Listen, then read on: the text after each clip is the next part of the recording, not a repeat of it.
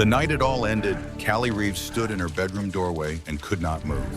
Her right hand was pressed flat against Something's the not door right frame. out there. Her Easy left now. hand What do hung you at her see? side, Riders. fingers curled 3 of them. inward, Let me like see. she was trying to hold on to something The that rain's wasn't getting there worse. anymore. What if it floods? The lamp on the We'll nightstand be all right. The cast a diner's warm solid. yellow circle across But look the at bed, it. and in the center of that circle, sitting perfectly still on her pillow, was a small black velvet box. She hadn't put it there. Her mother hadn't put it there. The deadbolt had been engaged when she left for work. The chair she wedged under the door handle every single night had been in place. The window latch required a key from the outside. None of that had mattered. In that moment, standing in the doorway of her own bedroom in her own apartment, Callie Reeves understood something that no one had ever been able to explain to her in words. She understood it the way you understand cold water or a broken bone, not through reason, but through the body, through the sudden animal certainty that the world you thought you were living in was not the real one. The real one was much darker. But we are getting ahead of ourselves. To understand that night, you need to understand the 3 weeks that came before it. You need to understand a town at the edge of the Mojave Desert, a diner that smelled of burnt coffee and old grease, and a 23-year-old woman who was doing everything right and getting nothing back for it. You need to understand what it feels like to be hunted by someone who knows the law better than the law knows itself. And you need to understand that sometimes the only thing standing between a predator and his prey is the last kind of man society told you to be afraid of. This is where it begins. Needles, California sits at the eastern edge of the Mojave Desert like a comma at the end of a very long sentence, a pause before the emptiness of the open desert swallows everything. The Colorado River runs along its eastern border, flat and brown and indifferent, and in the summer, the town bakes at temperatures that make the asphalt soft underfoot. In winter, the cold comes off the desert floor in waves and the wind pushes down Route 66 like it has somewhere better to be. It is not the kind of place people choose. It is the kind of place people end up. The Desert Rose Diner stood on the south side of Route 66 about a mile from the center of town. It had been there since 1962 and it looked every year of its age, a low, flat-roof building with a neon rose sign above the door that flickered in a slow, irregular rhythm like a heart that couldn't quite commit. The parking lot was cracked asphalt and gravel. The booths inside were red vinyl patched with electrical tape in places. The counter was formica that had once been white and was now the color of old teeth. Hank Pruitt had owned the Desert Rose for 11 years. He was 62, thick through the shoulders with a white paper hat he wore slightly crooked and hands that had seen so much grease they had permanently changed color along the knuckles. He was a decent man in the way that practical men are decent. He paid his people on time. He didn't tolerate nonsense from customers, and he kept a Louisville Slugger under the register for the rare occasions when someone needed more than words. He wasn't equipped to understand the kind of danger that doesn't announce itself. He understood fists and volume. What was happening to Callie was something else entirely, and Hank Pruitt was not built to see it. Callie Reeves had worked the overnight shift at the Desert Rose for 14 months. She was 23 years old, 5'4", with dark hair she wore tied back during her shift, and dark eyes that took in more than she ever said out loud. She was the kind of pretty that doesn't know it's pretty, which made her approachable. In the way that unassuming people are approachable, there was no performance to her, no wall of self-consciousness. She moved through the diner with the quiet efficiency of someone who had learned early that the world did not pause for you to catch your breath. She was raising a 4-year-old daughter named Nora on an overnight waitress salary, and whatever tips the Route 66 truck traffic felt generous enough to leave. Her mother, Deb, watched Nora during the night shifts from a cot in the second bedroom of Callie's apartment, a small second-floor walk-up in a building with peeling beige paint and a security gate that had been broken for 7 months. The apartment was small enough that you could hear everything from every room, which was both a comfort and, in recent weeks, a source of dread. Callie's life was not easy, but it was hers, and she had built it with her own hands from a position of very little, and there was a quiet dignity in that which she carried without ever naming it. She had good instincts. That is important to understand. She had been in a controlling relationship at 19, a man who tracked her movements and monitored her phone and explained always calmly and always reasonably why everything she did was wrong. She had gotten out of that. She had pulled Nora's father out of her life with the same deliberate, difficult courage, and she had rebuilt herself from the wreckage. Her instincts were not the instincts of a woman who had never been tested. They were sharp and specific, and she trusted them. Which is why from the very first night, she knew. He came in on a Tuesday 3 weeks before the night of the Velvet Box. It was just after 10 in the evening, the diner down to its skeleton crew, Callie on the floor, Hank in the back scraping the grill, a trucker named Walt, asleep in the corner booth over a plate of half-eaten eggs. The man who walked through the door was in his mid-40s. He wore a charcoal suit that cost more than Callie made in a month, and he wore it with the ease of someone who had never had to think about money. His hair was dark, combed back silver at the temples. His shoes were clean despite the dusty parking lot outside, which meant he had come directly from somewhere specific and had not wandered in off the road the way most people wandered in off Route 66. He took booth 4, the booth with the direct sight line to the service station. Callie brought him a menu and a glass of water. He looked at the menu, the way people look at things they have no intention of actually reading, then set it down and ordered a black coffee. His voice was smooth and low, the voice of a man accustomed to being listened to. When she brought the coffee, he looked at her hands as she set the cup down. "You have kind hands," he said. "Not beautiful, not pretty, hands." It was an odd enough observation that Callie registered it, filed it away in the part of her brain that cataloged things that didn't quite fit. She thanked him the way you thank anyone for an unsolicited compliment, briefly without encouragement, and went back to the service station. He sat for 40 minutes. He drank 1 cup of coffee and did not order food. When he left, he put a $50 bill on the table next to a $10 check. Callie stared at it for a moment, then pocketed it without comment. She needed every dollar for Nora's daycare, and tips were tips. She thought nothing more of it that night. But he came back the next night, and the night after that. His name, she learned from the credit card receipt, was Darryl Voss. He was always neat, always quiet, always impeccably dressed, in that way that felt slightly wrong for a roadside diner on Route 66. He never looked at the menu after the first night. He always ordered black coffee. He always sat in booth 4. And he always watched her. Not in the way that lonely people watch the only other people in a room. Not with the vague, unfocused gaze of someone passing time. He watched with the quality of attention that a person gives to something they are studying, precise, patient, with a stillness that felt engineered. He watched her pour coffee. He watched her wipe tables. He watched her speak to Hank through the kitchen pass-through. He watched the angle of her wrist when she wrote on her notepad. He watched the way she brushed a strand of hair back from her face when she was focused on something. He was cataloging her. Callie felt it the way you feel a change in air pressure before a storm, not loudly, but with the absolute certainty of the body saying something is different now and you need to pay attention. She mentioned it to Hank at the end of her shift on the 4th night. Hank looked out at the empty diner at booth 4 where the man had been sitting for 2 hours and shrugged. "He's a paying customer," and he said, "tips well, hasn't made a scene." "He makes me uncomfortable," Callie said. "Lots of people make me uncomfortable," Hank said. "Doesn't mean they're doing anything wrong." She nodded. She went home. She checked the deadbolt 3 times. 2 weeks and the first note appeared. She had parked behind the diner during her shift, her 2009 Honda Civic in its usual spot against the back fence.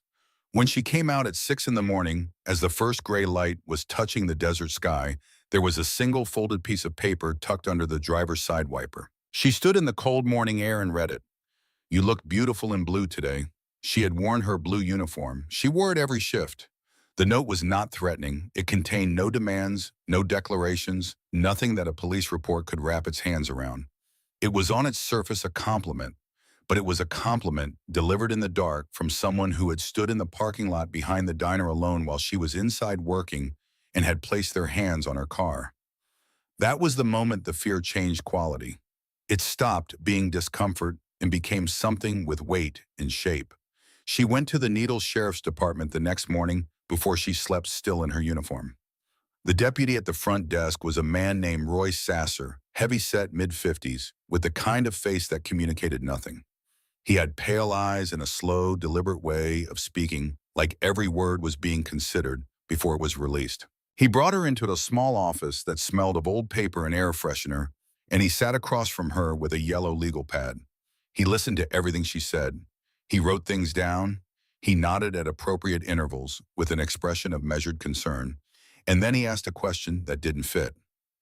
"Has he left you anything yet?" "Any gifts, maybe. Anything at the apartment? Callie stopped. She looked at him. No, she said. Just the note on the car. Something moved across Sasser's face. It was not relief exactly. It was subtler than that, more controlled. It was the micro-expression of a man who has just received information he was checking for. He settled back slightly in his chair, and when he spoke again, his voice had the practiced texture of someone reading from a script that had served him well before. Well, Miss Reeves, he said, setting the pen down, what you're describing is concerning. I want you to know I hear you.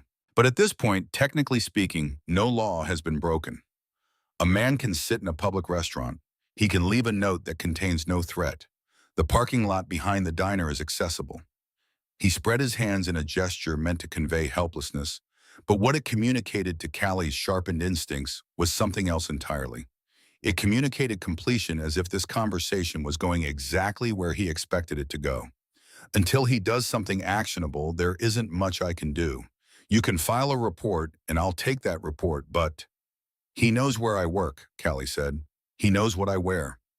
A lot of people know where you work, Sasser said. You work at a diner on Route 66. She filed the report.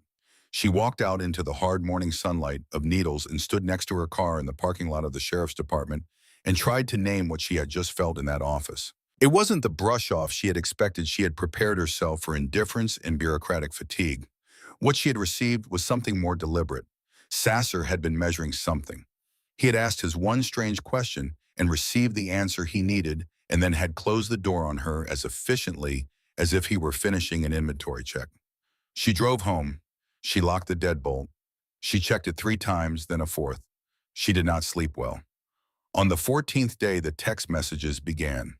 She was in the middle of a dinner rush, not a real rush, just a modest surge that happened around 9, when the truckers and the highway travelers came in before the long dead stretch of midnight when her phone buzzed in her apron pocket.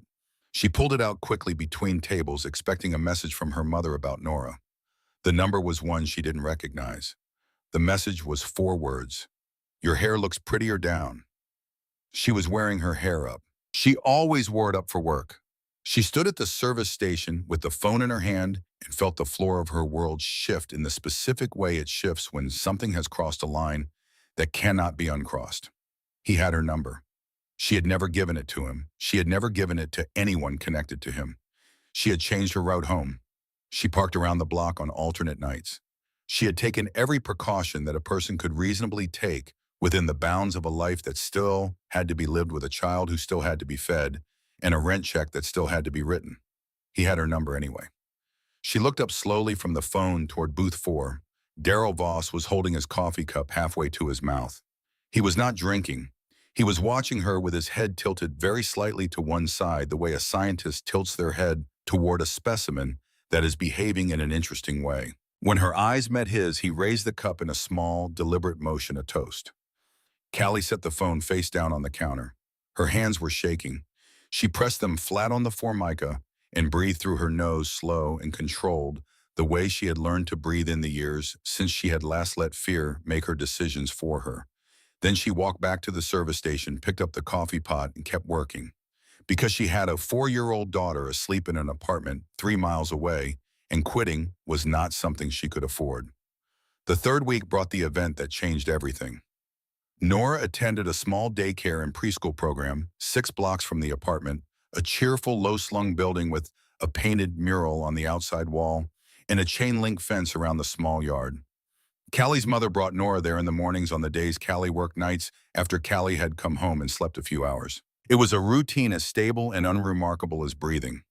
On a Wednesday afternoon, 3 weeks into the nightmare, Callie's mother called her while she was sleeping. Her voice was carefully level in the way that mothers make their voices level when they are frightened and do not want their daughters to know how frightened they are. There's a man outside the fence at Nora's school, she said. He's just standing there. Callie was in her car in under 2 minutes, still pulling her jacket on as she drove. When she arrived, the man was gone. He had left one thing behind: a single wildflower, the kind that grows in the gravel shoulders of desert highways, threaded through the chain-link fence at approximately the height of a small child's face. There was no note, no name, no threat. Just a flower in a fence placed there by hands that had been standing outside a preschool in the middle of the afternoon, watching children in a yard. Callie stood on the sidewalk and looked at the flower for a long time. The fear she felt in that moment was different from every other kind of fear she had felt in the previous 3 weeks. The other fears had been about her safety, her apartment, her body. This fear was about Nora, and fear about your child lives in a completely different place in the body. It doesn't shake you, it goes very still. It becomes something cold and hard and perfectly clear. She pulled the flower out of the fence.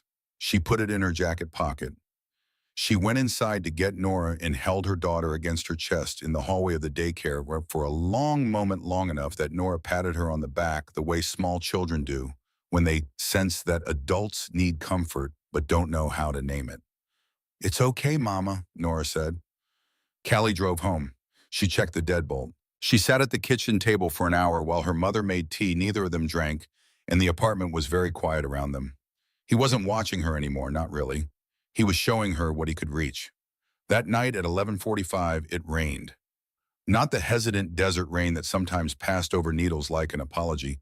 This was a real rain, heavy and cold, turning Route 66 into a mirror of headlights and reflections.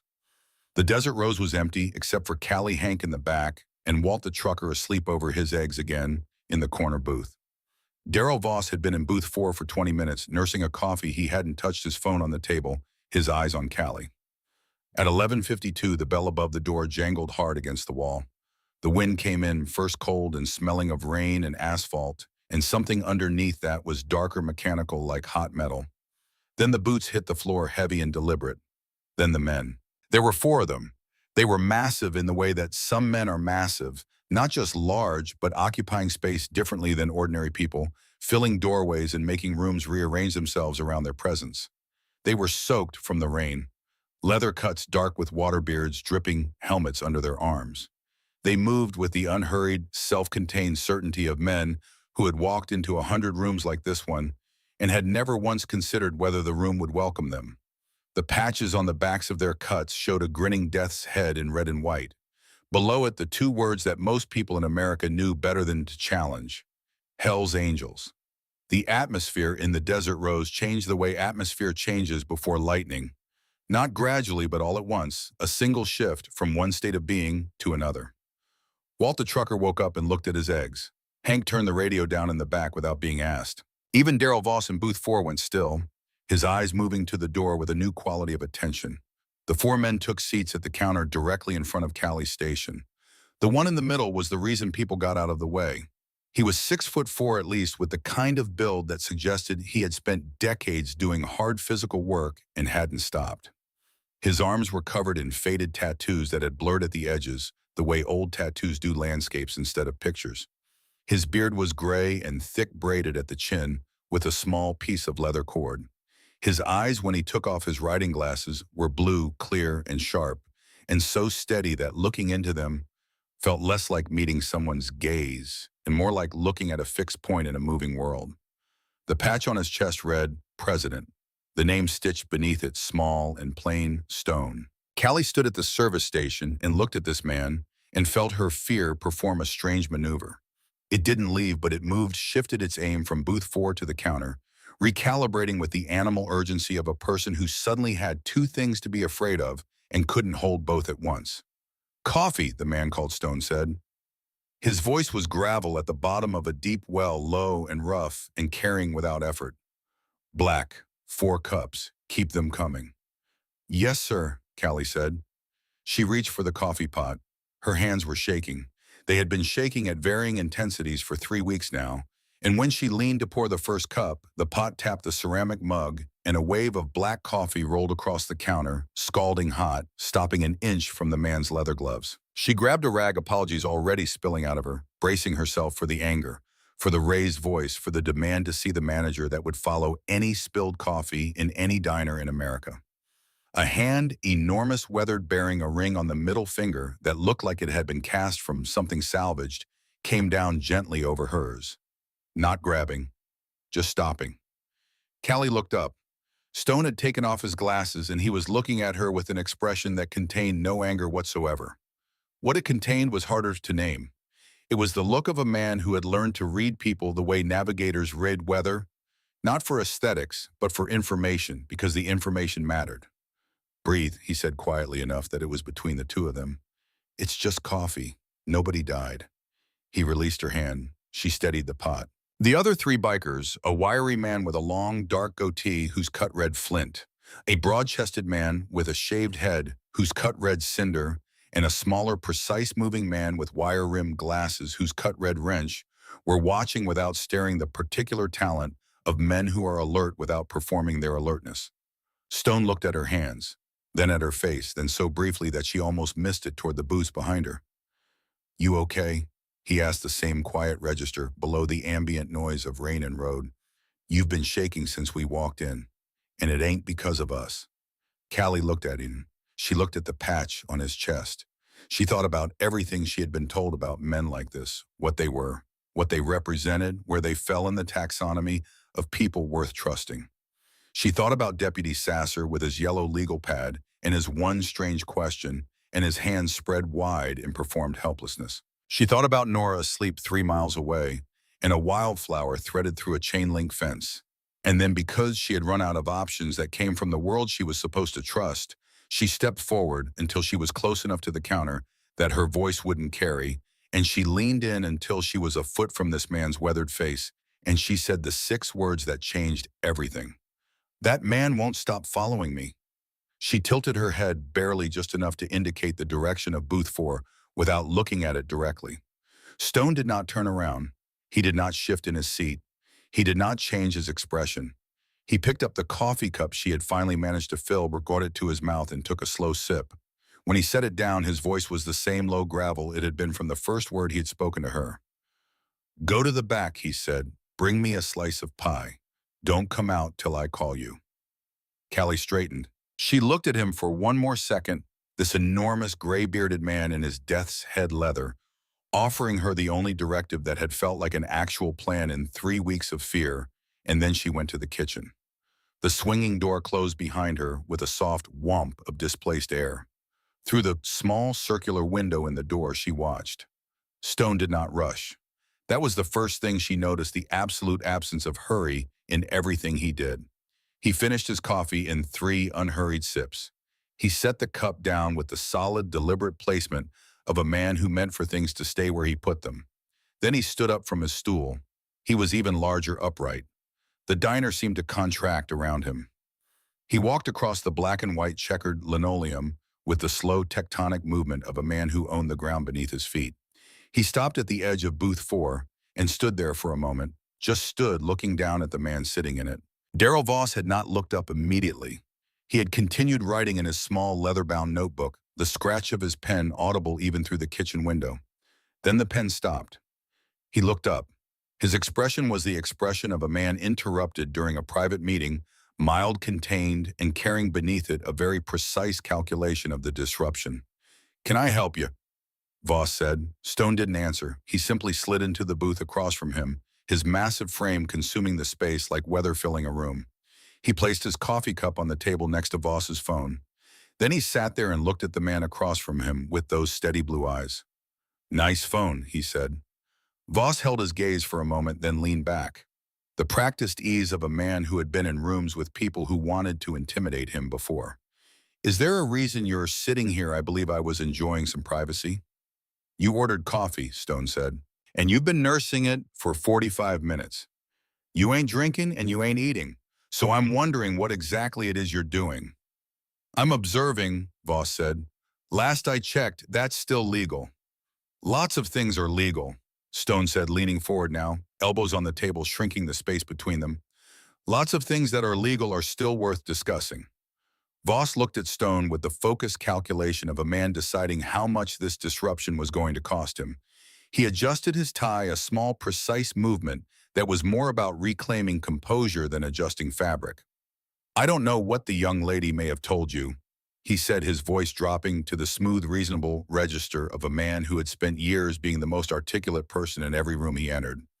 But I'm simply a customer. Any attention I may have paid to the staff is entirely... She has a daughter, Stone said. The sentence fell onto the table like something heavy. 4 years old. Stone continued, his voice going very quiet in a way that was far more dangerous than volume. Single mom, night shift, trying to make ends meet, and you've been parking outside her apartment complex, and you texted her tonight about her hair. Voss opened his mouth. Don't, Stone said. The single syllable was not loud. It was not accompanied by any visible physical threat. It was simply delivered with the absolute authority of a man who had said that word before in situations considerably more serious than this one and had always been obeyed. Voss closed his mouth. Stone reached across the table.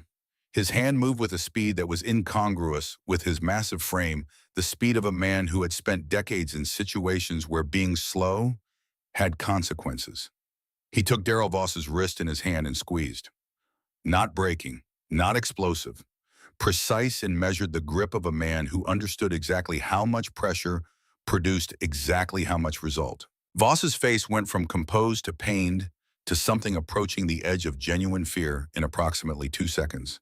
He made no sound, he was too controlled for that, but his carefully maintained composure fractured at the edges in a way that was visible from the kitchen door where Callie watched with her hand pressed over her mouth.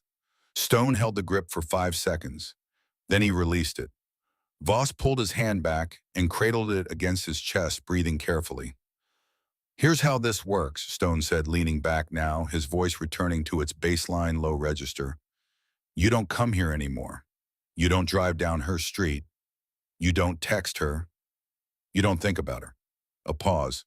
If I find out you've been within 5 miles of Callie Reeves, I won't be calling the police. Voss looked at him. In his eyes, working through the pain and the disrupted composure was the calculation. Again, the cold, specific calculation of a man sorting through his options and deciding which one still applied. You have no idea who I am, Voss said quietly. You have no idea who my family is. A man like you threatening a man like me, do you understand what that means for you? Pay your bill, Stone said. Leave a big tip and get out. Voss stared at him for a long moment. Then he stood with whatever dignity he could reassemble. He took a folded bill from his money clip without looking at it and dropped it on the table. He picked up his notebook. He smoothed his jacket with both hands, the right hand first and the left hand moving more carefully the way you move a hand that has recently been reminded of its own bones. He walked to the door. Just before he pushed through it, he stopped, not turning around, not looking back at Stone, but stopping. And in the brief stillness of that pause with the rain on the window and the diner silent around him, he smiled. Not at anyone in particular, just smiled. Then he walked out. The bell jangled. The door closed. Through the rain-streaked window, the silver BMW pulled out of the lot and disappeared into the dark on Route 66. In the kitchen, Callie let out a breath she had been holding for what felt like the entire span of the previous 3 weeks. Her legs went soft and she put a hand on the industrial refrigerator to steady herself. The kitchen door swung open. Stone stood in the doorway filling it, looking down at her with those clear blue eyes. He looked at her for a moment without speaking, the way you look at someone you are assessing not clinically, but with the attention of a person who wants to know what state you're actually in beneath the state you're presenting. Get your things, he said. We're taking you home. It was almost 1 in the morning when the convoy moved down Route 66. Callie drove her Civic. In front of her, Stone's Harley cut through the headlights of oncoming trucks, steady and unhurried. Behind her, Flint and Cinder rode side by side, their engines a low protective rumble that she felt through the chassis of her car. Wrench brought up the rear, the smallest of the 4, but somehow no less present. For the first time in 3 weeks, Callie did not check her rearview mirror every 30 seconds. The night felt different. The road felt different. She was not in that moment a woman alone on a desert highway. She was something surrounded, and the surrounding felt nothing like captivity. It felt like the first solid ground she had stood on in a very long time. They pulled up to her apartment complex, the peeling beige building with the broken security gate, and Stone walked her to the stairwell. He looked around the parking lot before they stopped, not casually with the methodical scan of a man who had spent decades learning to read environments for what they were hiding. You got your keys, he said. Yes. Check them before you need them. Never stand at a door looking for keys. She nodded. She looked at him in the dim light from the stairwell fixture. Thank you, she said. I didn't know what else to do. Stone looked at the street for a moment. Something moved through his expression, something private related to something she wasn't part of. I had a daughter, he said. His voice had lost some of its gravel. It was the same voice, the same register, but with a weight in it that hadn't been there before. Her name was Danny. She was 22. Someone bothered her too. A pause that had texture to it. I was doing time when she needed me. By the time I got out, he stopped. His jaw tightened. He didn't finish the sentence. He didn't need to. I got one more chance to do right, he said. I don't intend to waste it. He reached into his vest pocket and produced a small white card with a phone number written on it in plain ballpoint pen.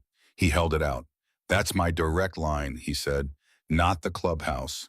Mine. You see him, you hear something, you get a bad feeling, you call that number first. Before 911, before anyone else. Callie took the card. Stone looked at the apartment building once more. We'll wait till you've got the lights on. She went up the stairs. She unlocked the deadbolt, first try keys already in hand. She unlocked the handle lock. She pushed through the door into the small, warm, cluttered living room with Nora's toys on the floor and her mother's reading glasses on the couch cushion and all the dense, specific evidence of a life being lived. She went to the window and waved. Down in the lot, Stone raised one fist, a single brief acknowledgement. Then the four of them fired their engines and rolled out of the lot and onto Route 66, the sound of their machines fading down into the desert dark. Callie locked the deadbolt. She engaged the handle lock. She wedged the dining chair under the doorknob. She went to Nora's room and stood in the doorway for a moment, listening to her daughter breathe. Then she went to her own room to change out of her uniform. She was unbuttoning her shirt when she saw it. On her pillow, in the center of the lamplight circle, a small black velvet box. Callie's hands went still on her shirt buttons. She had checked the deadbolt before she left. She had wedged the chair. The window latch was the kind that required a key from the outside. None of that had mattered, though. She crossed the room without deciding to her feet moving before her mind had finished processing what her eyes were telling it. Her fingers found the clasp of the box and pressed it open before the rest of her had fully caught up with what she was doing.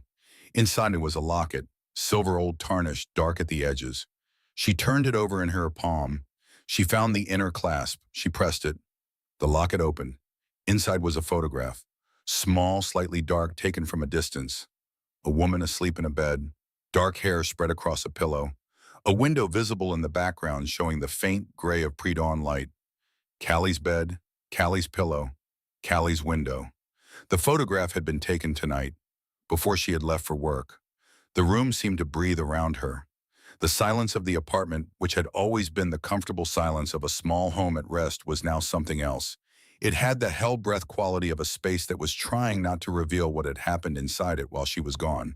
He had been in this room. He had stood where she was standing. He had watched her sleep. He had left this behind not as a threat and not as a gift, but as a message with only one meaning. I can reach you whenever I want, and I want you to know it. Callie's hand closed around the locket. She did not call 911. Deputy Sasser, with his yellow legal pad and his one careful question, had closed that door for her more completely than he probably realized. The police had told her what they could do, which was nothing, and now she understood more clearly than before exactly why the answer had been nothing. She reached into her apron pocket and took out the small white card with the plain ballpoint number. She dialed. It rang once. Yeah, Stone's voice. Flat and immediate, the voice of a man who does not miss calls. He was here. Her voice was steadier than she expected. He was inside. He left something. A picture. Her breath caught once briefly. A picture of me sleeping. He was in my room. A pause on the line. Not hesitation, calculation. We're turning around, Stone said. She heard the sound of a U-turn in the background, the sharp lean of a bike engine's repitching. Lock the bedroom door. Get Nora. Go to the bathroom. Lock that door too. Do not open it for anyone until you hear my voice. Okay, she said. 3 minutes, Callie. Hold on. She held on. They came in under 4 minutes. Callie heard the engines before she heard anything else, the deep rolling thunder of 4 Harleys coming hard down the street outside, the pitch of them dropping as they decelerated the sudden silence when they killed the motors. Then boots on the exterior staircase fast and heavy. Then Stone's voice through the bathroom door, no louder than necessary. Callie, it's Stone. Come out. She had been sitting on the edge of the bathtub with Nora in her lap and her mother pressed against the wall beside her.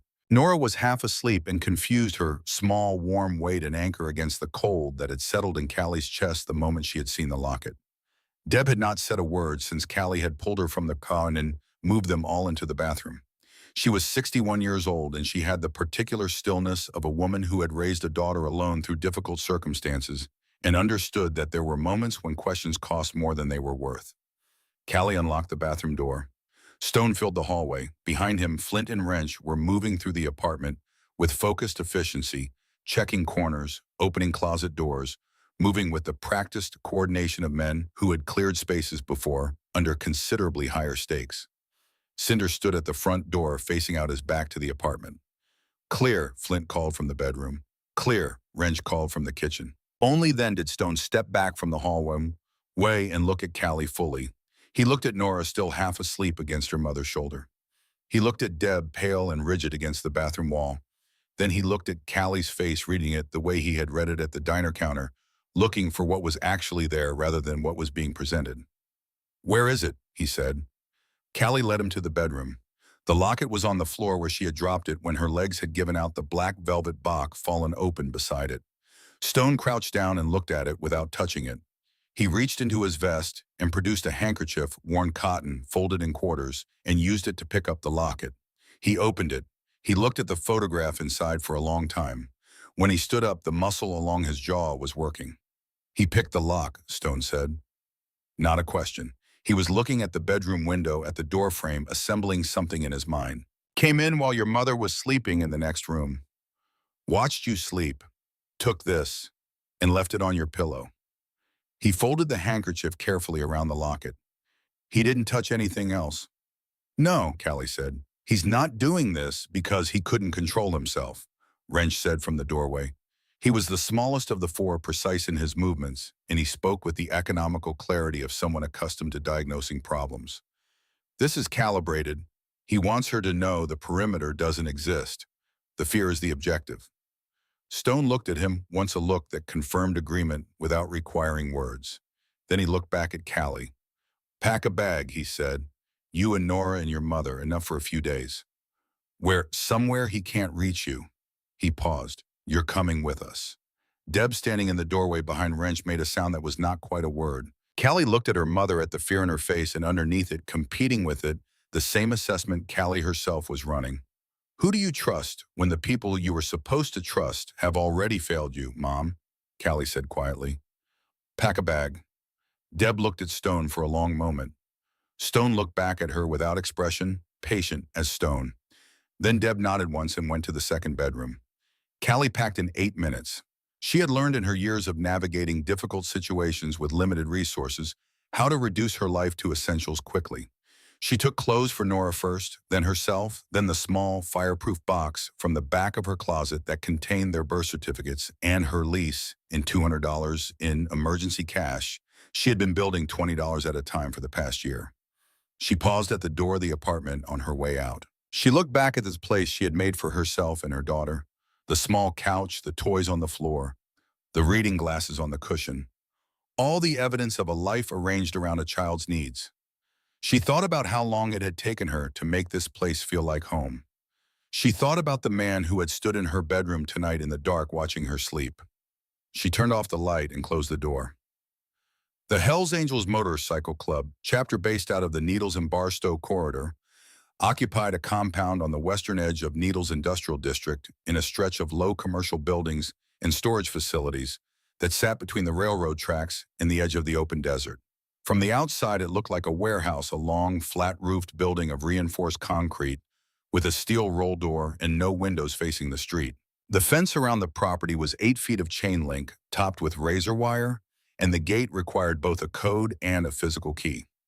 Inside the fence were security cameras on all 4 corners, 2 large dogs of indeterminate breed who investigated all arrivals with professional thoroughness, in a parking area that held at this particular moment 11 motorcycles in various states of assembly. Inside the building was something that Callie had not expected. It was clean. Not sterile, not decorated, but clean in the way that a place is clean when the people who use it take it seriously. The main room was large with exposed steel beams overhead and a bar along one wall that was closed and dark at this hour. Heavy tables occupied the center of the space. Folding chairs were stacked neatly against one wall. In a side room through an open door, Callie could see a couch and a television. Down a hallway, doors to smaller rooms. Three men were already awake when they arrived, sitting at one of the center tables with coffee, and they stood when Stone came in with Callie's family behind him. They did not stare. They assessed the situation in a single glance, and then moved one of them, going immediately to find a room for Deb and Nora, the other two drifting towards Stone for the briefing that clearly needed to happen. Within 20 minutes, Nora was asleep in a small, clean room, normally used for visiting members from other chapters, her grandmother on a cot beside her. The room had a solid interior bolt. Stone showed it to Deb personally before he left, and Deb bolted it without being asked. Callie did not sleep. She sat at one of the center tables and drank coffee that was better than she expected, and listened to the building settle around her, and tried to locate the feeling that was running underneath the fear. She found it after a while. It was something close to clarity. The situation was terrible. The situation was also for the first time in 3 weeks defined. She was somewhere specific with specific people, and there was a plan being formed in the room behind the closed door at the end of the hall. That was more than she'd had yesterday. When Stone came out an hour later, he brought Wrench with him in a laptop that Wrench set up at the end of the table where Callie was sitting. Flint and Cinder settled into chairs against the wall. Two more men that Callie hadn't met came in and stood near the bar, coffee in hand, present but peripheral. Stone sat across from her. "Tell me everything," he said. "From the beginning, all of it." She did. She was a precise narrator. She'd had 3 weeks to turn the events over in her mind until they were worn smooth, and she delivered them in order, without embellishment, noting the things that had felt specifically wrong alongside the things that had felt generally threatening. She told him about Sasser's strange question. She told him about the flower in the fence. She told him about the text messages, the note on the car, the credit card receipt with the name she'd memorized without meaning to. Daryl Voss, Booth 4, 3 weeks of patient, calibrated escalation. When she finished, the room was quiet for a moment. "Wrench," Stone said. Wrench was already typing. "I pulled the plates from the parking lot camera before we left the diner," he said without looking up. "Running them now." The compound was quiet around them. Outside, the desert night pressed against the walls, and the train tracks 2 blocks east carried a freight train through town, its horn a long, mournful note that faded west. Callie wrapped both hands around her coffee mug and waited. Wrench stopped typing. He looked at his screen. He looked at it for long enough that Stone said his name once, a quiet prompt. "The plates on the BMW," Wrench said, "are registered to a Daryl Eugene Voss." He paused. Daryl Eugene Voss died in Flagstaff, Arizona in 2003. Liver failure. He was 61 years old. The room absorbed this. "He's using a dead man's identity," Flint said from the wall. "High-end identity theft," Wrench confirmed. "Not a street-level job. The DMV record is clean. The registration history is clean. There are credit accounts going back 4 years under this name. Whoever built this identity had resources and time." He turned the laptop, slightly checking something from a different angle. "I'm running facial recognition through a private server. Give me a few minutes." Stone looked at Callie across the table. "You said Sasser asked you if he'd left any gifts yet," Stone said. "He asked if he'd left anything. Any gifts, like he was checking for something specific." Stone's expression didn't change, but something behind his eyes sharpened. "That's a very specific question for a deputy taking an initial report." "I know," Callie said. "I've been thinking about it since I walked out of his office." Wrench's laptop made a soft sound. Wrench leaned toward the screen. His posture changed the change of a person whose search has returned something unexpected. He read in silence for a moment, scrolling slowly. "I've got him," Wrench said. He turned the laptop around so the table could see the screen. The driver's license photograph showed the man from the diner, the charcoal suit, the practiced expression, the eyes with their strange, precise quality. But the name beneath the photograph was not Daryl Voss. The name was Elliot Farrow. Wrench let that sit for exactly 1 second. Then, son of Judge Harlan Farrow, federal judge San Bernardino, appointed to the bench 14 years ago, currently serving on the Ninth Circuit. A sound went through the room, not loud, not dramatic, just a collective exhalation of men who had just had something confirmed that they had already suspected in outline. "Denver." Wrench continued reiterating, now his voice taking on the flat precision of a man delivering a diagnostic report. 6 years ago, 3 women reported missing over an 18-month period. Ellen Marsh, 29, Patricia Dowd, 31, Susan Alcott, 26. He paused. Elliot Farrow was identified as a person of interest in all 3 cases by the Denver Police Department's Missing Persons Unit. He was never charged. The investigation into his involvement was closed twice.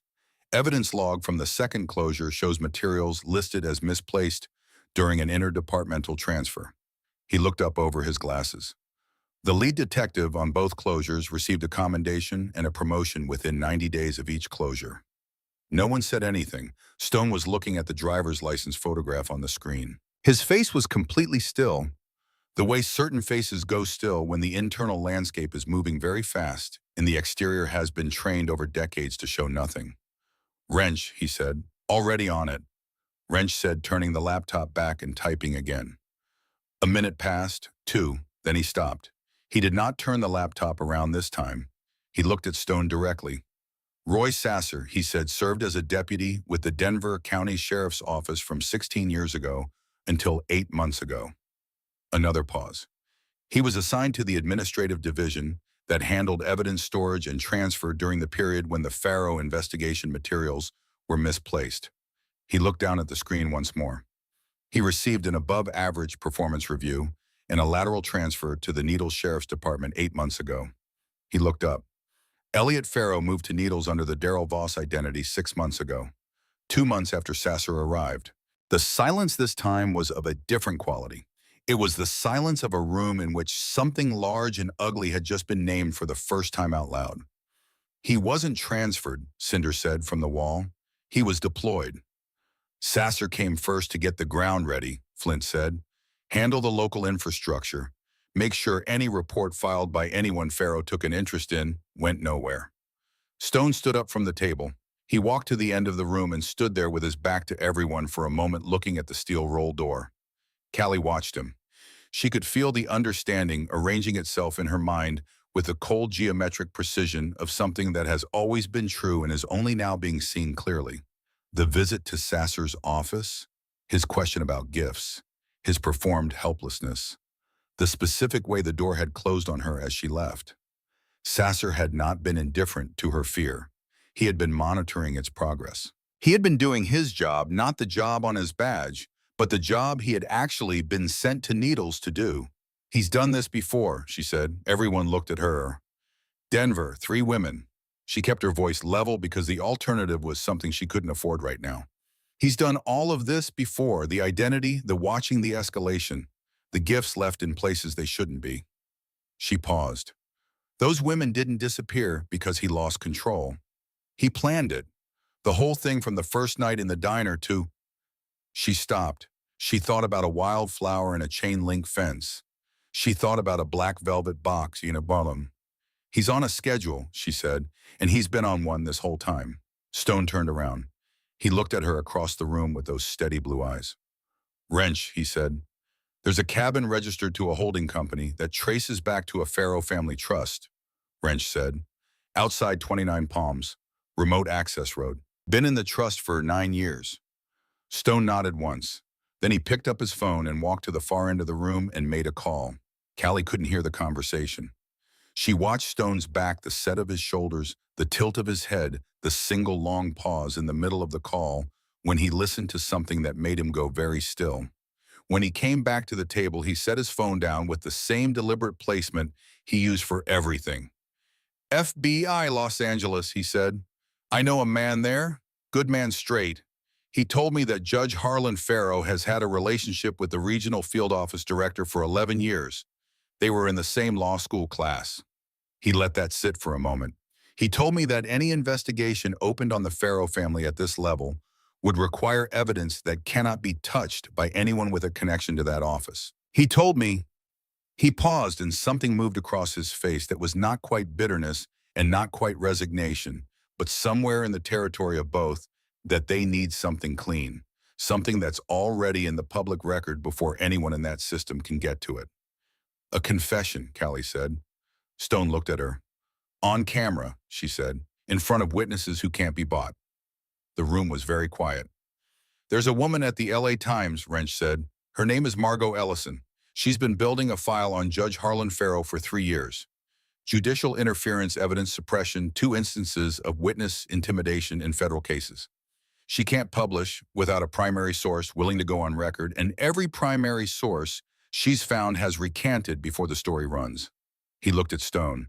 If she had a live feed time-stamped and server-backed before anyone could intervene, it would already be out, Stone said, before Sasser or anyone else could make a single phone call. The plan, when Stone laid it out, was specific and ruthless in its simplicity. Callie would go back to work at the Desert Rose. She would be alone on the floor, Hank Pruitt given a convincing reason to stay home. The parking lot would be arranged to discourage casual traffic. Wrench would place a device on Callie's person that had transmitted audio and video simultaneously to 3 destinations: the FBI Los Angeles field office, the ACLU regional director, and Margot Ellison at the Times, who Wrench had already contacted and who was at this moment sitting in her car outside her apartment in Silver Lake waiting for a call. The Hells Angels, 50 members drawn from 3 chapters, summoned through a chain of calls made quietly in the past hour, would position themselves in the dark around the Desert Rose, in the field across Route 66, behind the diner, along the access road, inside a broken-down semi-truck that Flint was already arranging to park across the main entrance, on the flat roof of the diner itself, not visible, not present, just there in the dark the way the desert is always there, vast and patient and capable of things that surprise people who thought they understood it. Elliot Farrow would come. Wrench was certain of this with the specific certainty of a man who had read the complete pattern. Callie's disappearance for 2 days had disrupted the schedule in his mind, and men like Farrow, when their schedules were disrupted, accelerated. When he comes in, Stone said, looking at Callie, he will talk. They always talk. A man like him needs you to understand why he wins. He needs to explain it. A pause. You don't have to do anything except let him explain. The device will do the rest. And if he doesn't talk, Callie said, then we come in, Stone said, before anything happens to you.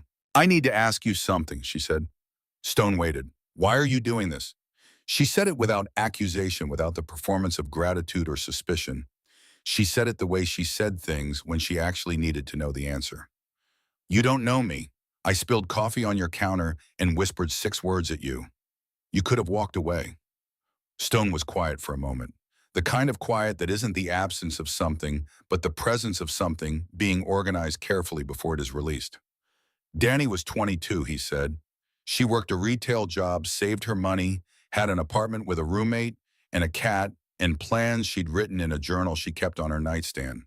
He looked at his hands on the table, the ring, the tattoos, the particular wear of a man who had spent his life in motion. Someone started watching her. She told me about it on the phone one Sunday.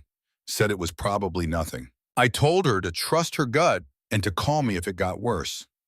A pause that had the texture of something that had been turned over 10,000 times.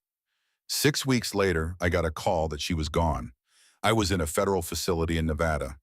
There was nothing I could do from inside those walls except understand very clearly that I had failed my child. He looked up from his hands. The man who watched Danny was never found, he said. The case is still open. Her roommate still calls me on her birthday. He was very still.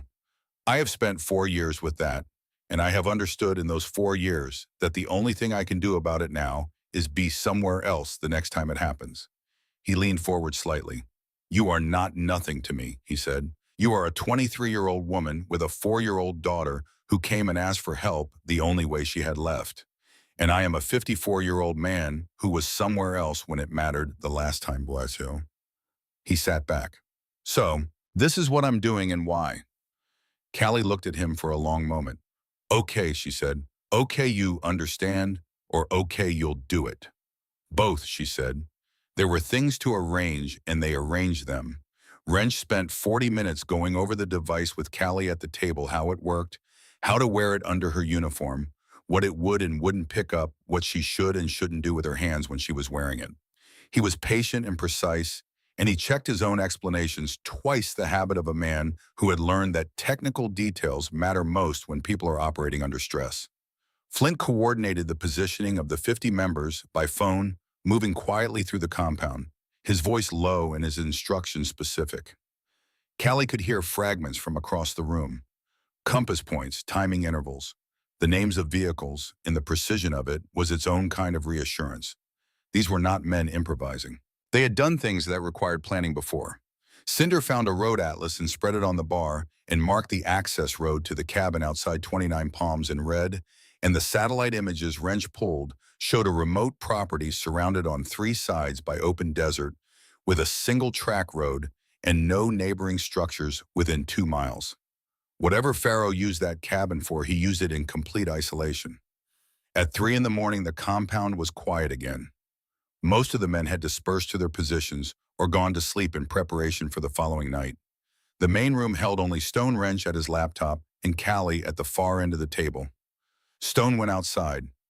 Callie watched through the gap in the roll door as he walked to the far side of the compound yard past the motorcycles to a low concrete barrier at the edge of the property. He stood there with his back to the building, hands in his jacket pockets, looking at nothing at the flat dark of the desert floor and the sky above it with its cold winter stars. After a moment, Flint came out and stood beside him. Neither man spoke for a long time. Callie watched from the doorway. Then Stone said something. She was too far to hear the words, but she saw Flint nod once, and she saw Stone take out his phone and look at the screen for a moment, not with the action of someone checking messages, but with the stillness of someone looking at a photograph. She understood without needing to be told what photograph it was. She thought about Danny. She thought about what it cost a man to carry that weight for 4 years, the daily specific knowledge of having been absent at the moment that mattered most and still choose to stand up when it happened to someone else. To not let the failure become an excuse for further absence, but to let it become instead a reason to be precisely unambiguously present. She stepped back from the doorway and returned to the table. She picked up her coffee mug and found it cold, so she went behind the bar and found the coffee maker and started a fresh pot because the night was long and the morning would bring work and someone in this building should keep the coffee going. She was still at the coffee maker when she heard Stone come back inside. He stopped when he saw her at the bar. "Couldn't sleep," she said. "No," he agreed. She poured 2 cups and brought them to the table and set them down, and they sat in the quiet of the compound for a while, not talking, each of them carrying the weight of the following night in their own way. Outside, the desert was cold and absolutely still. Somewhere across town, in a rented house on a street, she now knew the name of Elliot Farrow was doing whatever Elliot Farrow did in the hours before he moved. Reviewing his schedule, reassessing his timeline. Understanding that something had changed, that his subject had gone somewhere he hadn't anticipated, that the control he needed to maintain was slipping in ways that would require him to accelerate. He would come to the Desert Rose. Wrench was certain, and Wrench's certainty was the specific certainty of a man who had looked at the complete pattern and followed it to its logical end. He would come because men like him always came when the thing they believed they owned moved out of reach. And when he came, Callie Riazes would be standing behind the counter, alone under the flickering neon of the Desert Rose, wearing a device that would send his words to 3 different places simultaneously before he finished speaking them. And 11 feet above her, on the flat roof of the diner, a 54-year-old man with a gray braided beard and clear blue eyes would be listening to every word. She drank her coffee. Stone drank his. The night held. The following night came the way desert nights come, without warning, without gradation, the sky going from gray to black as if a switch had been thrown somewhere out past the horizon. Callie had slept 4 hours in the afternoon. She had sat with Nora for an hour before her mother took the girl back to the bolted room, Nora asking questions about why they were staying somewhere new. Callie answering them with the careful half-truths you tell small children when the full truth is too heavy for their small shoulders to carry. She had eaten something she couldn't later remember the taste of. And then at 10 o'clock she had put on her blue uniform and stood still while Wrench fitted the device against her sternum for the last time and ran his final check. "It's running," she said. "Running," he confirmed. She tucked in her shirt. She looked at herself in the small mirror on the back of the van door. A woman in a blue uniform, dark hair tied back. The same face she had been looking at in mirrors for 23 years, but with something in the eyes that had not been there before 3 weeks ago. Not fear exactly. Something older than fear. the knowledge of what the world actually contained. "Let's go," she said. The Desert Rose looked exactly the same from the outside. Same flickering neon rose above the door, its pink-red light catching the surface of Route 66 in slow, irregular pulses. Same cracked asphalt parking lot, same plate glass windows showing the interior counter and the row of booths beyond it. Same flat desert sky pressing down from above the stars, hard and cold and indifferent. But the darkness around it was different tonight. In the field across Route 66, behind a low rise of scrub and gravel, 50 motorcycles sat with their engines cold and their lights off. Their riders sat with them or crouched beside them, leather against desert floor, invisible from the road. In the lot behind the diner, 3 more men were positioned behind the dumpster and the utility boxes, so still they had become part of the architecture. Flint was inside the broken-down semi-truck angled across the main entrance with a clear sight line to the front door. Wrench was in a panel van parked 200 yards east on Route 66, with his laptop open and 3 live feeds running on the screen simultaneously. Cinder was on the access ladder on the north side of the building, one hand on the rail waiting. And on the flat roof of the Desert Rose, lying on his stomach on the cold concrete with his chin on his folded arms, Stone watched the road. He had been up there for 90 minutes. The desert cold had worked its way through his jacket and into the bones of his shoulders, but he had been cold before in positions like this one, waiting for things that mattered, and the cold was just information. His eyes moved in slow, regular arcs across the highway and the lot, and the approaches from both directions, the way eyes move when they have been trained to watch rather than just look. Inside the diner, through the skylight panel in the roof's center, he could see the top of Callie's head moving between the counter and the service station. She had been composed from the moment she put the uniform on. He had watched her do it. She had buttoned the blue shirt with steady hands, while Wrench made his final adjustments, and her hands had not shaken once. Stone had seen a lot of different kinds of courage in his 54 years. He had a specific respect for the kind that didn't announce itself. Inside the diner was performing its own version of normalcy. The lights were on at their usual level. The coffee maker was running. The pie case was lit. Callie had arranged the counter in the service station exactly as it looked on any other night shift. The stack of order pads, the coffee cups on their hooks, the napkin dispensers at each booth. She had made herself a cup of coffee and put it at the service station, and she stood with both hands around it and watched Route 66 through the plate glass window. Midnight came and passed. She poured out the cold coffee and made fresh. She wiped the counter.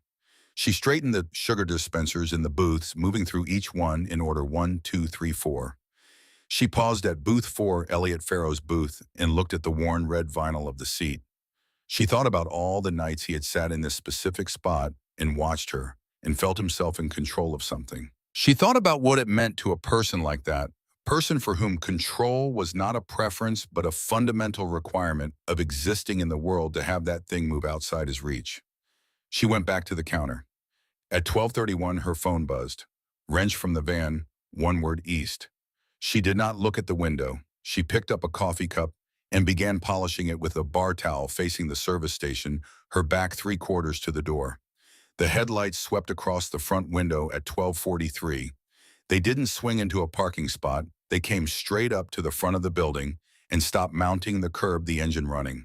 Callie heard the car door open. She heard it close. She heard footsteps on the concrete apron, fast and deliberate, carrying none of the measured patience of every previous visit. The bell above the door hit the frame hard. Cold air came in, carrying the smell of the desert and something beneath it, adrenaline and disrupted control chemical, and close. Callie turned around. Elliot Farrow was not wearing a suit. He was in dark jeans and a black turtleneck and leather gloves, and the careful assembly of his usual presentation was gone entirely. His hair was not combed back. His face had the specific quality of a man who has spent 2 days in the compressed circling space of his own obsession and has emerged from it having made a decision he cannot walk back from. His eyes were bloodshot and bright at the same time, and they found Callie immediately, and what was in them was not the cold, precise focus of his booth 4 surveillance. What was in them was something much simpler and much more dangerous. He was done being patient. He crossed the diner in 8 steps and stopped at the counter close enough that Callie could see the pulse in his throat. He did not sit down. "You're hard to find," he said. His voice had lost its smooth register. What was underneath was harder and less controlled, and Callie understood in that moment exactly what Stone had told her, that men like this could not stop themselves from explaining. The need to be understood, to have the victory witnessed and acknowledged, was as fundamental to them as hunger. "I stayed with a friend," Callie said. She kept her voice at its working register, not performing calm, just occupying it. "I was scared." "You don't need to be scared." He put both gloved hands on the counter. "You just need to listen. I've been very patient, Callie. More patient than I've ever been with anyone." "I know," she said. "No." His voice sharpened. "You don't. You ran. You disappeared for 2 days. Do you understand what that does?" He was leaning forward now, the counter between them, a diminishing distance. "I had a plan. Everything was arranged. And you disrupted it." "I'm sorry," she said. Not because she meant it, because the device needed his words, and his words required her to keep him talking. "You should be." He straightened up. He reached into the pocket of his jeans and removed something and set it on the counter between them. A set of keys. Chrome plain, unremarkable. "I'm done waiting," he said. "The game is over. You're coming with me now." "I can't," Callie said. "I'm working. Please, Daryl." "That's not my name. That's..." The words came out with a force that was half anger and half the sharp, specific fury of a man whose mask has slipped in front of someone he needed to believe in the mask. "And you're not working." He gestured at the empty diner, the unoccupied booths, the Route 66 outside with its minimal traffic.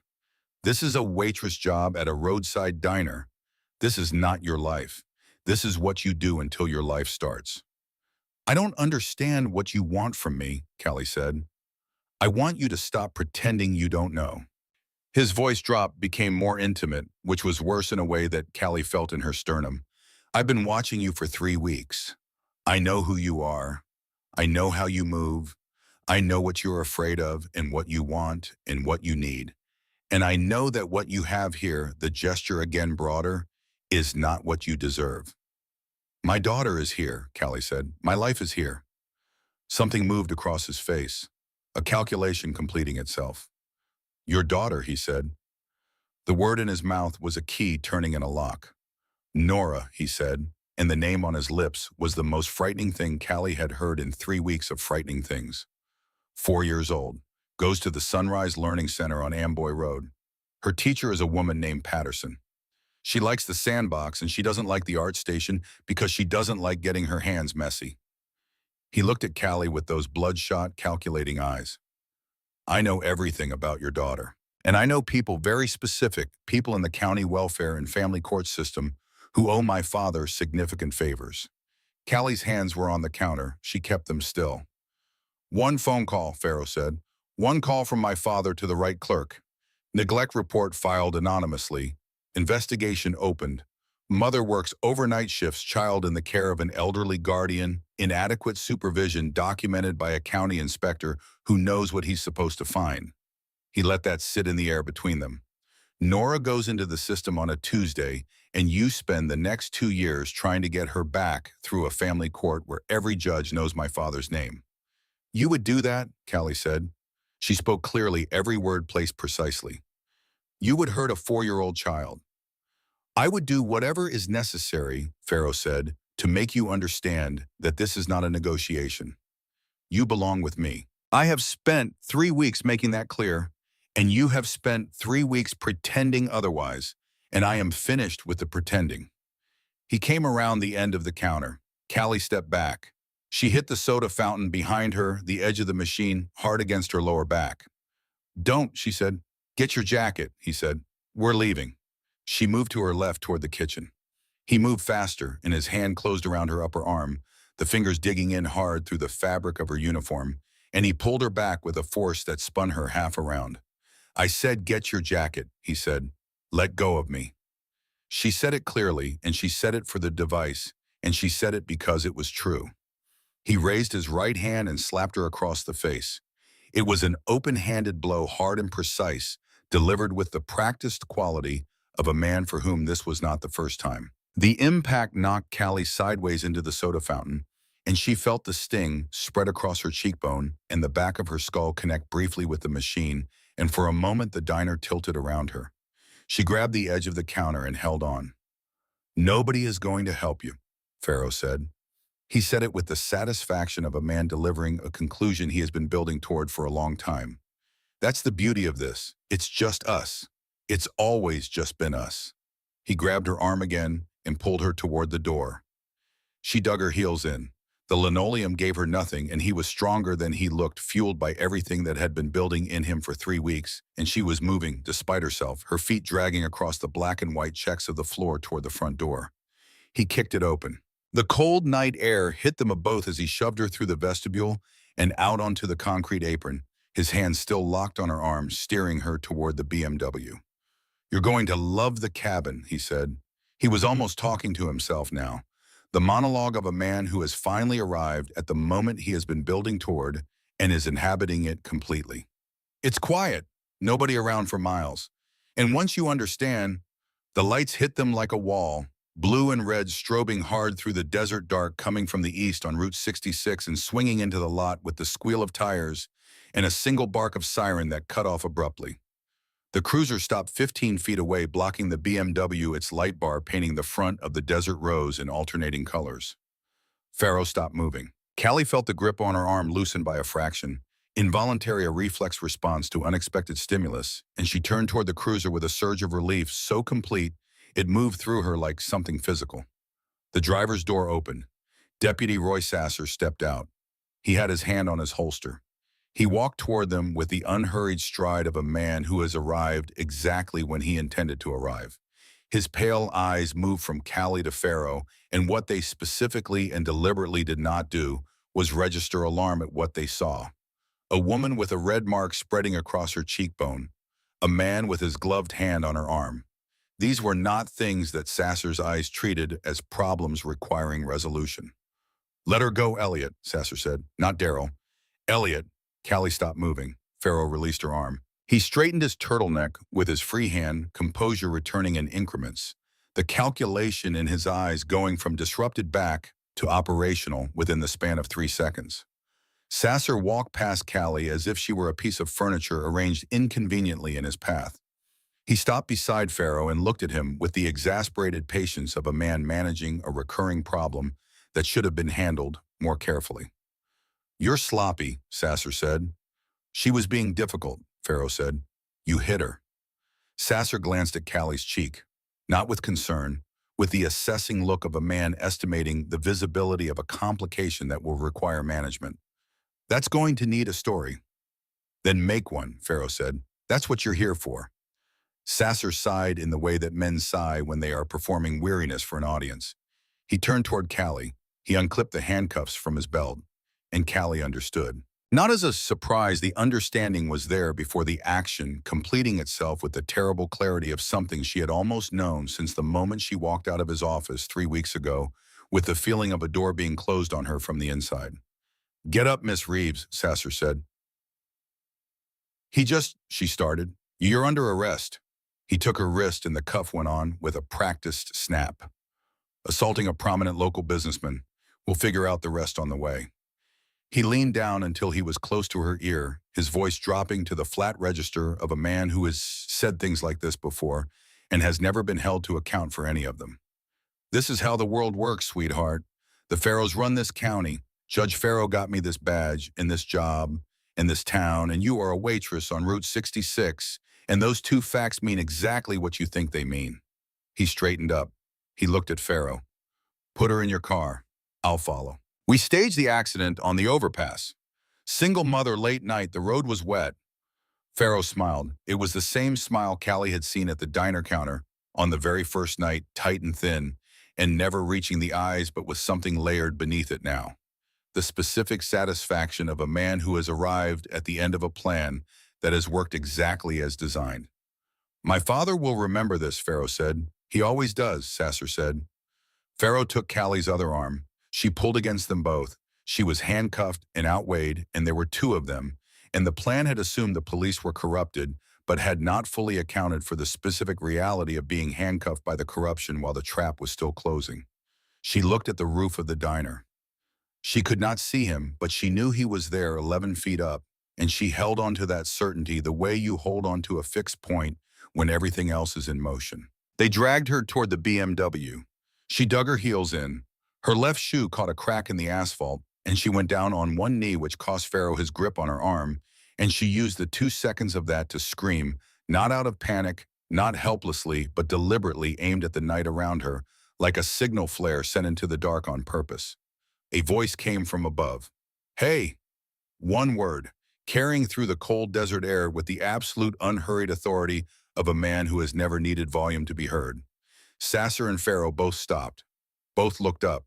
On the flat roof of the Desert Rose, standing now silhouetted against the winter stars, was Stone. His hands were at his sides. His jacket was open. His gray beard caught the strobing light from the police cruiser below, and the whole of him, 6'4" of faded leather and absolute stillness, occupied the roofline, like something that had been built into the structure of the building itself. "You boys having a party," he said. Sasser's hand went to his holster. "Police, get down from there. Hands where I can see them." Stone stepped to the edge of the roof. He did not put his hands up. He looked down at Sasser with the same steady blue eyes he brought to everything, and he said, "I don't think so." And the desert came alive. It did not happen gradually. It happened all at once in the space between one heartbeat and the next 50 pairs of headlights, burning on simultaneously from every direction, from the field across Route 66, and the lot behind the diner, and the access road to the east, and the gravel shoulder to the west.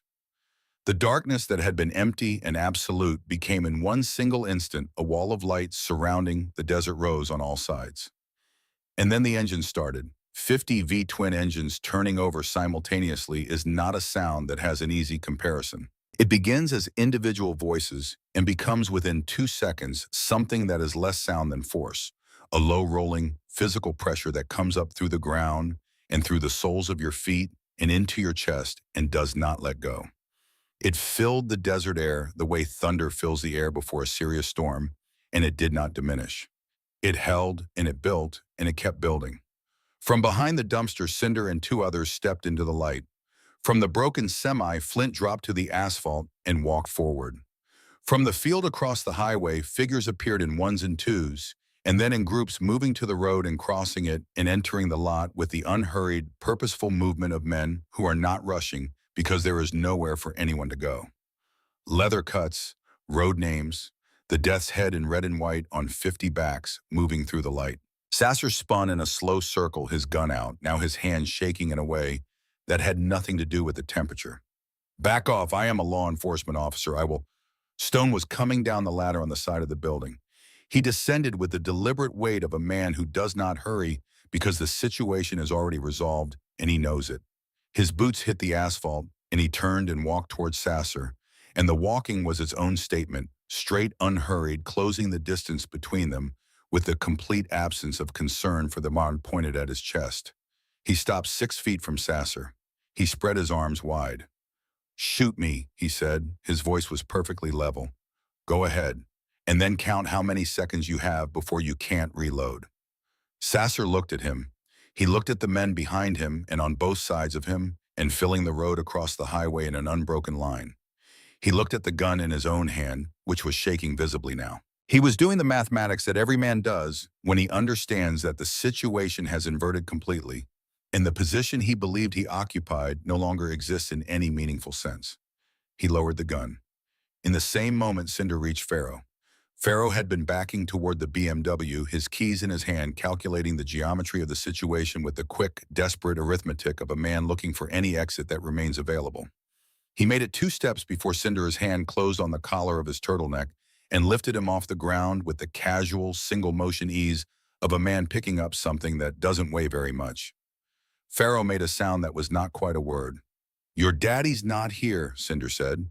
He set Pharaoh against the hood of the BMW the way you set something down when you want it to stay exactly where you put it. Pharaoh stayed. Wrench had come from the van. He walked past Sasser without looking at him, went directly to Callie, and crouched down beside her, where she was still on one knee on the asphalt. He produced a key from his jacket pocket, the same type as Sasser's, because Wrench prepared for specific contingencies and unlocked the handcuff on her wrist. He checked her face, looking at the mark on her cheekbone with clinical brevity, then looked at her eyes. "Can you stand?" he said. "Yes," she said. He helped her up anyway. Then Wrench turned to face Sasser. He reached into his shirt pocket and removed the device, small black, its red light, still blinking in steady rhythmic pulses.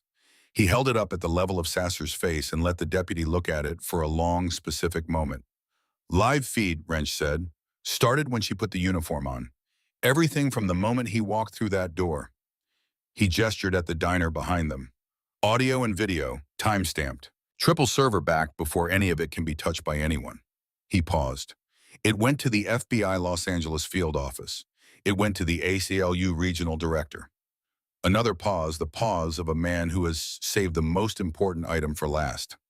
"And it went to Margot Ellison at the LA Times, who has been building a file on Judge Harlan Farrow for 3 years, and who is at this moment sitting in a car outside this building, watching it on her laptop." Sasser looked at the blinking red light. He looked at it with the expression of a man watching the specific mechanism of his own destruction operate in real time with complete efficiency in a way that cannot be reversed. "You can't," he started. "We did," Stone said. He stepped past Sasser and walked to Callie. He looked at her face, the red mark on her cheekbone, the particular quality of a person who has been through something and is still standing inside it. He looked at her with those steady blue eyes, and what was in them was not pity and not apology, and not the performed concern of someone who needed her to receive them in a certain way. It was recognition, plain and direct and complete. He reached into his jacket and produced the handcuff key he had taken from Sasser's belt, without Sasser noticing during his approach across the lot. He set it in Callie's palm and closed her fingers around it. She looked at it. She looked at him. "You came," she said. Her voice was level, but something underneath it was not. "Told you," he said. "We weren't done." The FBI arrived in 11 minutes, 2 vehicles moving fast on Route 66 from the west, their lights cutting hard through the desert dark.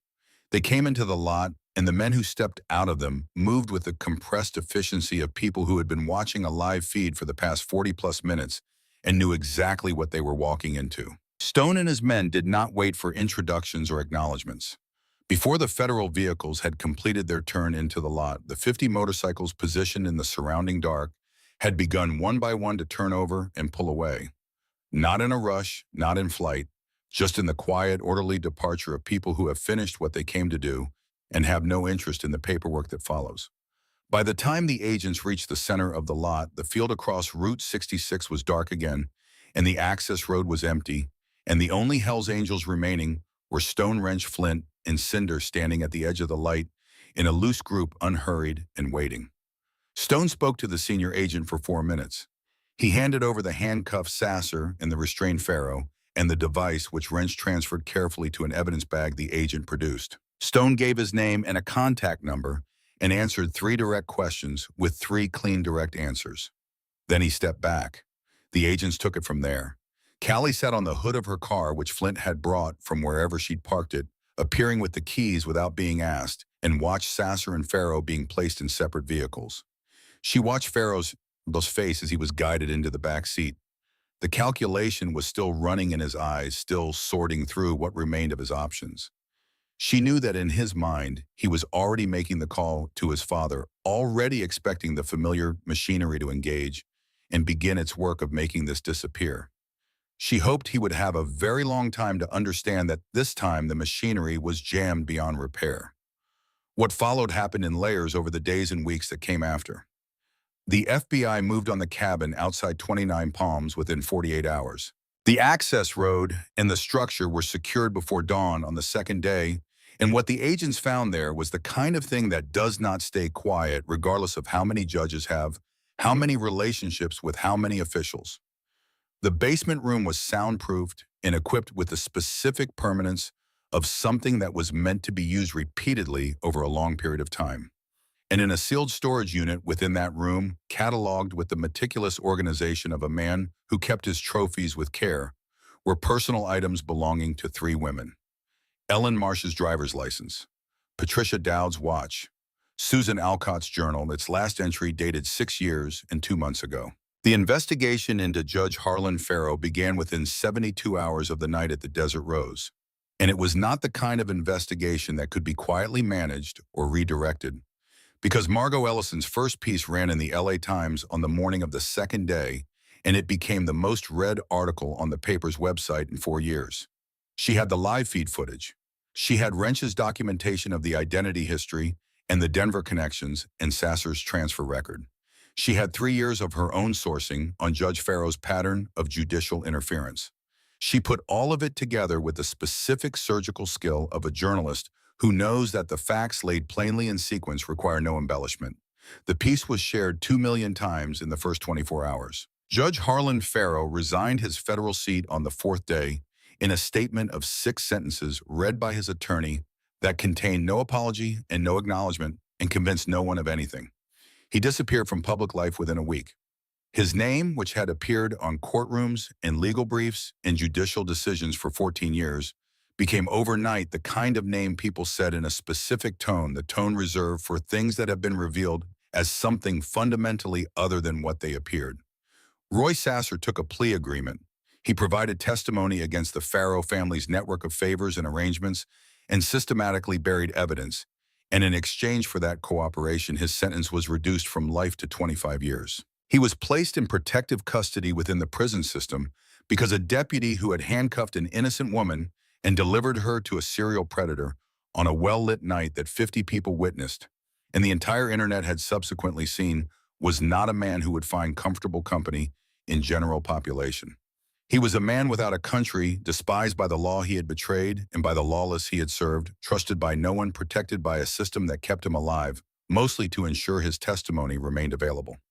Elliot Farrow stood trial 7 months later on 3 counts of first-degree murder and 2 counts of kidnapping. The physical evidence from the cabin was comprehensive and unambiguous. The live feed from the Desert Rose provided 41 minutes of his own voice in his own words, making statements that his defense team spent the entire trial attempting to contextualize and failed at completely. The jury deliberated for 6 hours. He was convicted on all counts and sentenced to 3 consecutive life terms without the possibility of parole. He would die in a cell. He would never see open sky without bars or wire in front of it again. In whatever version of the world he had constructed in his mind, the one in which he was the kind of man who could own people, who could operate above consequence, who could build a hunting cabin in the Mojave and fill it with trophies and never be called to account for any of it. That version ended on a Tuesday night on Route 66 in Needles, California, when a 23-year-old waitress leaned across a counter and whispered 6 words to the right person. In Pueblo, Colorado, a woman named Renee Marsh received a phone call from an FBI victim specialist on a Thursday morning in early spring. She sat down on the floor of her kitchen when she understood what she was being told. She had been waiting 6 years for a call that contained a fact instead of a silence. She wept for a long time. Then she called her sister. Then she called the number the specialist gave her and began the process of bringing her daughter home. The Desert Rose reopened on a Monday. Hank Pruitt had scrubbed the floor twice and wiped down every surface and replaced the coffee maker with a newer model he had been meaning to buy for 2 years, and the diner looked on the inside exactly as it had always looked. The red vinyl booths, the Formica counter, the pie case lit in full, the neon rose above the door sending its slow, irregular pulse of pink-red light out across Route 66. Callie came in for her shift at 11. She wore her blue uniform. Her hair was tied back. The yellow remnant of the bruise on her cheekbone had faded to something barely visible in the diner light, and her eyes when she came through the door were clear and direct in a way they had not been in a long time. She looked at the booths as she came in 1, 2, 3, 4, and she looked at booth 4. The way you look at a place where something used to be and is not anymore, with the neutral acknowledgement of a person who has fully processed the absence and filed it correctly. She went behind the counter. She tied her apron. She started a fresh pot of coffee. At 1 in the morning, when the diner was down to a sleeping trucker in the corner and the empty highway outside the bell above the door rang, Stone came in alone. He wore his jacket and his cuts, and he smelled of cold air and the road, and his gray beard was damp at the tips from the desert night. He moved to the counter with his characteristic absence of hurry and took the same stool he had taken on the first night and set his riding glasses on the counter beside him with the same deliberate placement, like a man marking a spot he intends to return to. Callie did not ask him what he wanted. She turned to the back shelf and took the good coffee, the bag she kept separate from the commercial supply, the one she used when the coffee actually mattered, and she filled a cup and put it in front of him. Then she went to the pie case and cut the largest slice of cherry pie in it and set it beside the cup. Stone looked at both of them. He looked at Callie. There was no performance in either of their faces. The situation did not require it, and neither of them was inclined toward it. I heard about the trial, Callie said. She leaned against the back counter with her arms folded, not from defensiveness, but from the comfortable ease of a person standing in their own space. Both of them, consecutive life terms. Stone took a slow sip of the coffee. He let the steam rise around his face for a moment before setting the cup down. The law finally did its job, he said. It took 50 motorcycles and a live feed and a woman at the Times who'd been waiting 3 years, Callie said. Sometimes that's what it takes. You were the only one who listened, she said, from the first night. Sasser had a badge and a legal pad, and he was taking notes, and he was not listening. You listened. Stone set the cup down. He looked at her in the way he had looked at her from the first moment in this diner, directly without performance, reading what was actually there. People like Pharaoh, he said, they divide the world into hunters and prey. They do it because they've gotten away with it long enough that they start believing it's the natural order. They think the badge and the name and the suit put them above whatever is coming for them. He turned the coffee cup slowly in his hands, a rotation that was more thought than action.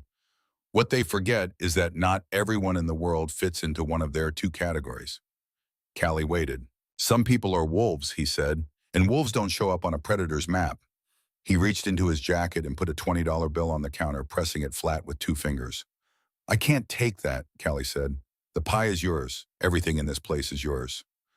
Stone shook his head, a small movement but final in the way that all his small movements were final, like something decided rather than performed. Rules of the road, he said. A man pays for his meal. You take that and you buy Nora something she'll like. A doll, a bike, something bright. He looked at the bill on the counter. Something that reminds her that the world has good things in it.